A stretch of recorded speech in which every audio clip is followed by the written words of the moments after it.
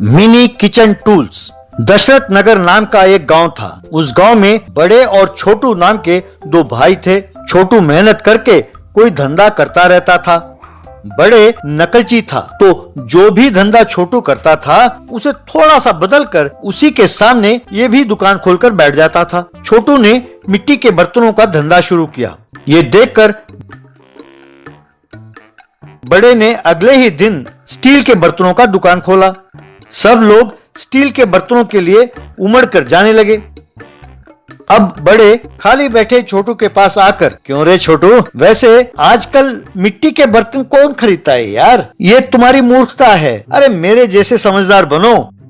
तब छोटू की पत्नी सरला, जेठ जी, मेरे पति आपके तरह नकलची तो है नहीं, इसलिए इतनी अकल नहीं है। इस बार आप कोई धंधा करके दिखाइए, आपको देखकर ये भी सीख लेंगे। ये तो इनका बड़प्पन है, ये तो अपने बड़े भाई को छोड़ देते हैं। अगर इनके जगह मैं होती तो चीर के रख देती। ये बात सुनकर बड़े बस यही है, धंधा तो करना आता नहीं है, पर दोनों जुबान बड़े चलाते रहते हो।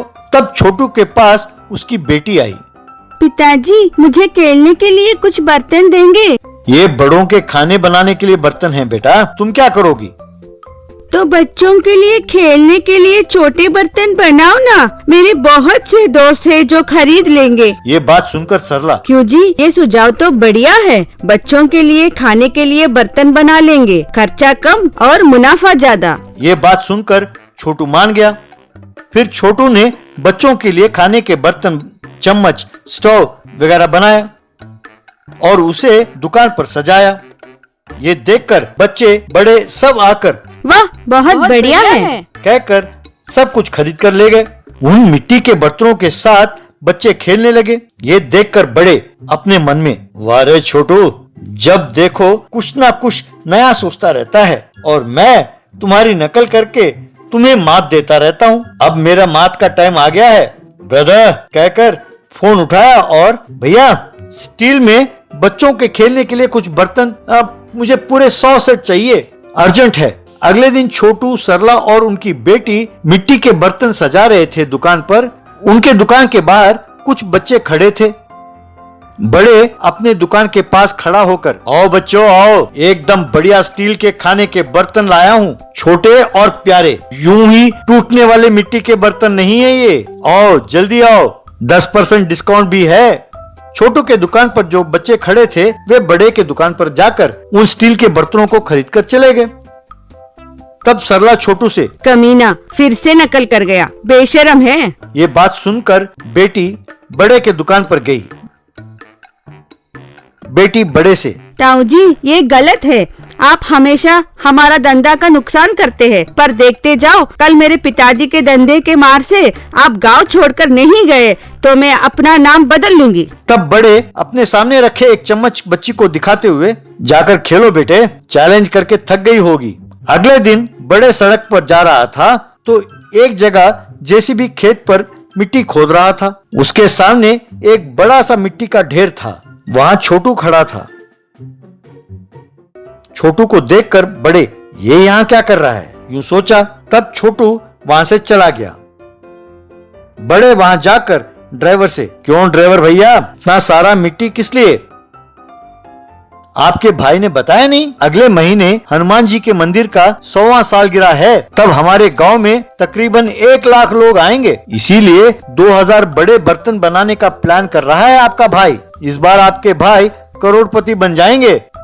अरे वाह छोटू, तो ये बात थी जो कल छुटकी इतने शोर करके जा रही थी। देखो अब मैं क्या करता हूँ, उसका नाम चूहिया ना रखा तो मेरा नाम बड़े नहीं है। यूं सोचकर फोन पर, भैया बड़ा सेटअप है, 2000 नहीं 3000 सेट बनाना, वेरी वेरी अर्जेंट, ऐसा कहा। बाद में बड़े अपने दुकान के बाहर खड़ा था। तभी उसके दुकान के पास एक बड़ा ट्रक और उसमें बड़े बड़े हांडियां आई। स्टील का व्यापारी बड़े के पास आया। वो बड़े से, पूरा 10 लाख रुपए हुए हैं, पैसे देंगे तो मैं चलता हूँ। भैया अगले महीने हनुमान मंदिर की शताब्दी मना रहे हैं, तब सब कुछ बेचकर तुम्हें पैसे दे दूंगा। तभी वहाँ से जा रहे उस गांव के सरपंच ने ये बात सुनकर, क्यों बड़े, मेरे जानकारी के बिना हनुमान मंदिर की शताब्दी उत्सव? अरे ये मंदिर को बने सिर्फ 60 साल हुए हैं। बड़े चौंक कर, पर वो जेसीबी ड्राइवर तो कह रहा था कि अरे मिट्टी खोद रहे हैं तालाब बनाने के लिए, कोई जानबूझकर तुम्हें उल्लू बना गया, कहकर सरपंच वहाँ से चला गया। तब बच्ची बड़े के पास आई। क्यों ताऊ जी, 15 लाख भरने से गांव छोड़कर भागना ही ठीक होगा, है ना? बड़े अपने मन में, क्यों री, ये सब तुम्हारी हरकत थी, वाकई तूने मुझे गांव छोड़ने पर मजबूर कर दिया, यूं सोचा। फिर बड़े वहां से फैक्ट्री ओनर से बचकर गांव छोड़कर भाग गया। Cup wall challenge. कोपरगांव नाम के गांव में एक बार एक अजीब प्रतियोगिता का आयोजन हुआ। वहां कई प्रतियोगी खड़े थे। उनके सामने कई कपों को दीवार की तरह खड़ा किया गया था। गांव का सरपंच मंगालाल, देखो गांव वालों, इसे कप वॉल चैलेंज कहते हैं। ये सब दौड़ते हुए कप के बीच में से चले जाएंगे, तब कप सारे नीचे गिर जाएंगे। जो सारे कपों को नीचे गिराकर चला जाएगा वही विजयी माना जाएगा। उसे 1 लाख रुपए का इनाम दिया जाएगा। 1 2 3 गो कहकर सीटी बजाया। प्रतियोगी दौड़ते हुए गए और कपों को नीचे गिराते हुए चले गए। सिर्फ एक सारे कपों को गिराते हुए गया। बाकी प्रतियोगियों के कुछ कप्स ना गिरने के कारण वे सब हार गए। लोग ताली बजाने लगे और मंगालाल ने उसे 1 लाख रुपए का इनाम दिया। उसी गांव के स्कूल में मंगालाल का बेटा पिंटू लाल पढ़ता था। वो बहुत घमंडी था। जब देखो वो दूसरे बच्चों को डांटता और मारता रहता था। एक बार वो क्लास में देर से पहुंचा। उसे टीचर ने रोककर, पिंटू, तुम्हें कितनी बार कहा है कि यूं देर से आया ना करो। क्लास के अंदर आने से पहले परमिशन लेना पड़ता है, क्या तुम नहीं जानते? देखो, तुम्हारी वजह से क्लास डिस्टर्ब हो रहा है। हेलो मैडम, आपसे कितनी बार कहा है कि देर से आने पर यूं मुझे पूछा ना करो। ये स्कूल मेरे दादाजी ने बनवाया है, यानी इसके मालिक है हम। हमारी स्कूल में घूमने के लिए किसी की परमिशन की जरूरत नहीं है। ज्यादा बोलना बंद करो और क्लास जारी रखो। तुम्हारी इतनी हिम्मत, टीचर की इज्जत नहीं करते। Get out of my class. तुरंत वो अपने जेब से फोन निकाला और फोन पर, डैडी, मैंने कहा था ना कि हमारे स्कूल में एक टीचर है जो ज्यादा नाटक करती है। उसने अभी अभी मुझे क्लास से बाहर जाने को कहा है, क्या करूं? थोड़ी देर बाद स्कूल के पास मंगालाल की कार तेजी से आकर रुकी। वहां हेडमास्टर, टीचर और बाकी बच्चे थे। क्यों मैडम, तुम ही हो जो नाटक करती हो? मेरे बेटे ने बताया था। क्यों हेडमास्टर, हमारे दिए तनख्वाह पर जीने वाले तुम लोग हमें ऑर्डर दोगे? चुपचाप इस टीचर को नौकरी से निकालकर बाहर भेज दो, या फिर तुम जाओगे, सोच लो। तब पाचू नाम का एक लड़का, सर, गलत आपके बेटे ने किया और आप हमारे टीचर को बाहर जाने को कह रहे हैं, ये तो गलत है। बेटे ने गलती की तो उसे डांटने के बजाय आप उसका पक्ष ले रहे हो। अरे तुम वो रिक्शा वाले बाबूलाल के बेटे हो ना? ज्यादा बड़ी बड़ी बातें करोगे तो दांत तोड़ दूंगा। तू भी बाहर जाएगा क्या इस मैडम के साथ? ये सुनकर वो डरकर पीछे हट गया। टीचर अपमान ना सह पाए और वहां से चली गई। उस दिन पाचू ने निर्णय लिया कि किसी भी तरह इसे सबक सिखाएगा। एक दिन हेडमास्टर बच्चों से, बच्चों, आप सबके लिए एक शुभ समाचार है। कल अपने स्कूल में भी बच्चों के लिए कप वॉल चैलेंज प्रतियोगिता आयोजन किया जा रहा है। जो भी भाग लेना चाहते हैं वो अपना नाम दर्ज कराएं।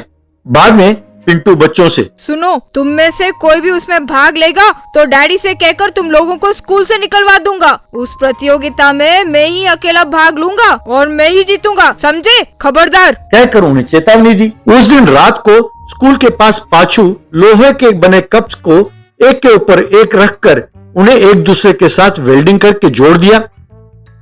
फिर उन्हें रंग भी लगाया। अगले दिन हेडमास्टर, ये क्या पिंटू, तुम अकेले ही भाग ले रहे हो? बच्चों, तुम्हें क्या हुआ? क्या तुम लोग हिस्सा नहीं लोगे?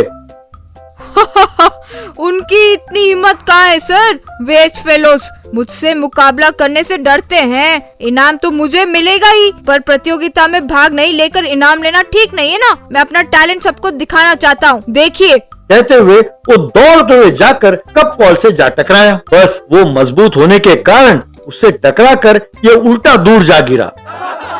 फिर वो सिर पकड़कर, बाप रे, मैं मर गया, कहकर चिल्लाने लगा।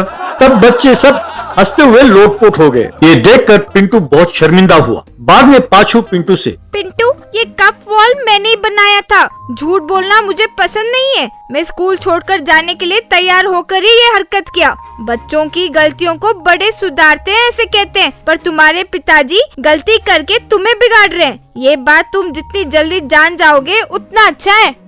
मुझे माफ करो दोस्तों, पाचू की इस हरकत से मैं अपनी हरकत जान गया हूँ। अब से मैं आप सबके साथ ही मिलकर रहूंगा। चलो हम सब लोग मिलकर टीचर को वापस ले आते हैं। यूँ सब मिलकर गए और टीचर को स्कूल ले आए। तब से पाचू और पिंटू अच्छे दोस्त बने और मिलजुल कर रहने लगे।